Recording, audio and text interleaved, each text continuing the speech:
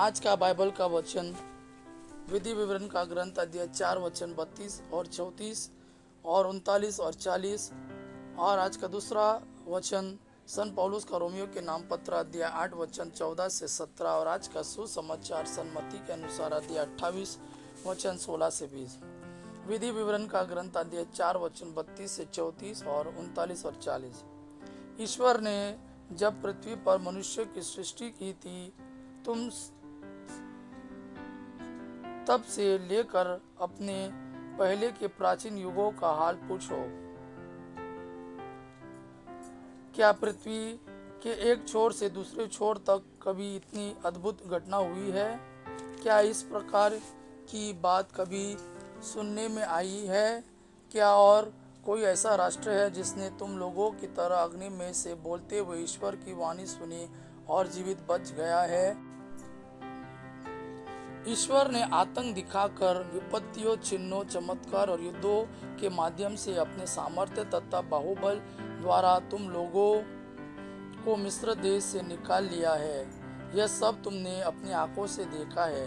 क्या और कोई ऐसा ईश्वर है जिसने इस तरह किसी दूसरे राष्ट्रों में से अपना राष्ट्र चुना है? आज यह जान लो और इस पर मन ही मन विचार करो कि ऊपर आकाश में तथा नीचे पृथ्वी पर प्रभु ही ईश्वर है, उसके सिवा कोई और ईश्वर नहीं है।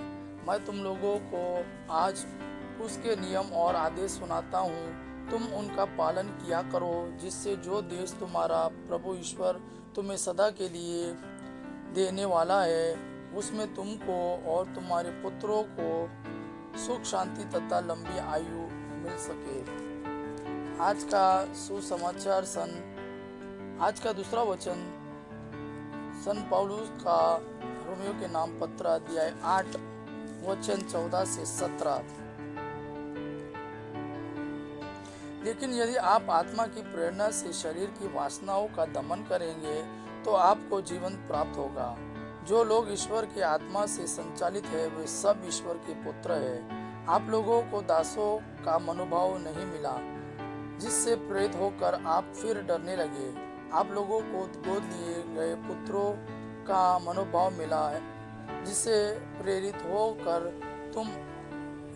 होकर हम पुकार कर कहते हैं, अब्बा, हे पिता।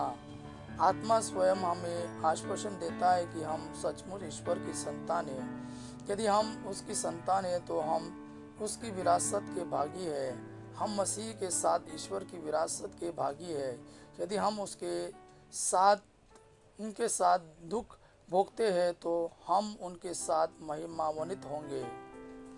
आज का सुसमाचार सन मत्ती के अनुसार अध्याय 28 वचन 16 से 20। सन मत्ती के अनुसार सुसमाचार अध्याय 28 वचन 16 से 20। तब 11 शिष्य गलीलिया की उस पहाड़ी के पास गए जहाँ ईसा ने उन्हें बुलाया था। उन्होंने ईसा को देखकर दंडवत किया, किंतु किसी किसी को संदेह भी हुआ। तब ईसा ने उनके पास आकर कहा, मुझे स्वर्ग में और पृथ्वी पर पूरा अधिकार मिला है, इसलिए तुम लोग जाकर सब राष्ट्रों को शिष्य बनाओ और उन्हें पिता, पुत्र और पवित्र आत्मा के नाम पर बपतिस्मा दो। मैंने तुम्हें जो जो आदेश दिया है तुम लोग उनका पालन करना, उन्हें सिखलाओ और याद रखो, मैं संसार के अंत तक सदा तुम्हारे साथ हूँ। यह प्रभु का वाणी है। प्रभु को धन्यवाद। अब्बा पिता की महिमा और पुत्र यीशु का प्रेम आप पर सदा सर्वदा बना रहे। आमीन।